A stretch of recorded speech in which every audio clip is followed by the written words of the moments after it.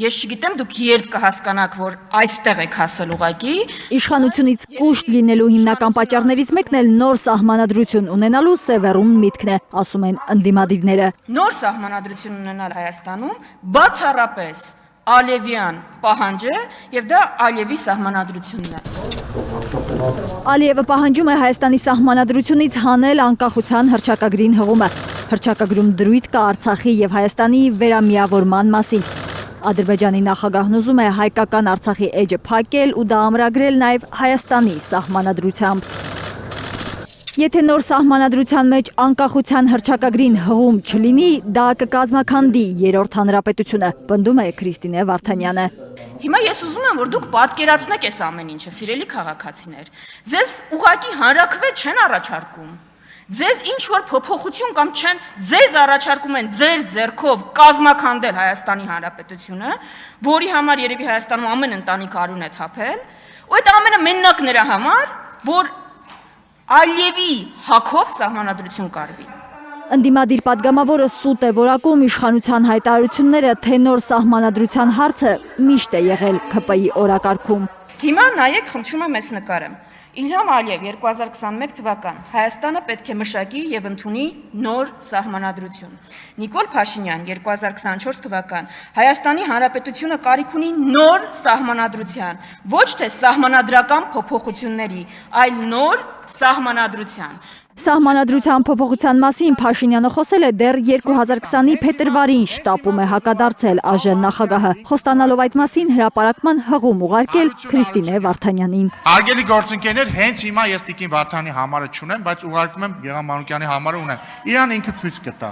Եվ կսպասեմ ձեր ներողությանը, Տիկին Վարդանյան։ Ոչ հղում ուղարկելու կարիք կա, ոչ էլ բանը ներողությանը կհասնի, հայտարարում են ընդդիմադիրները, ՔՊԱ-ականներին հիշեցնում հպարտ քաղաքացու անձնագրի մասին, որի վրա միավորված են Հայաստանն ու Արցախը։ Հայաստանի ու Արցախի միասնական քարտեզով անձնագիրը անձամբ Նիկոլ Փաշինյանն է գովազդել 2020 թվականի փետրվարի 27-ին։ Դուք եւ Նիկոլ Փաշինյանը գնում էիք սահմանադրության փոփոխության այս ձևաչափով։ Սահմանադրության փոփոխությունը փորձում էիք մարդկանց համոզել հպարտ քաղաքացու անձնագրով, որը ամենևին այս քարտեզը չի։ Հիմա երբ հպարտ քաղաքացուն Փաշինյանը հերոս հարկատու է հռչակել, ուզում է նոր սահմանադրություն գրել Արցախի մասին հիշատակումը ջնջելով։ Չկա որևէ միամիտ մարդ, ով կարծի, որ այս սահմանադրության մասին քննարկումները Հայաստանում ծնված օրակարգ են։ Ինչպես Արցախը ադրբեջանական հռչակեցիք, այնպես էլ մի օր Հայաստանը արևմտյան Ադրբեջան կհռչակեք, ՔՊԱ-ականներին դիմելով ասում են ընդդիմադիրները։ Ես ուզում եմ այս համատեքստում մեկ այլ հարցի անդրադառնալ։ Հայաստան խմբակցության ղեկավարը հիշեցնում է, որ ժողովուրդը ՔՊ-ին սահմանադրական փոփոխություններ անելու մանդատ չի տվել։ Առնվազն 70 падգամավոր պետք է այո ասի նոր սահմանադրությանը, իսկ ՔՊԱ-ականները 64-ն են։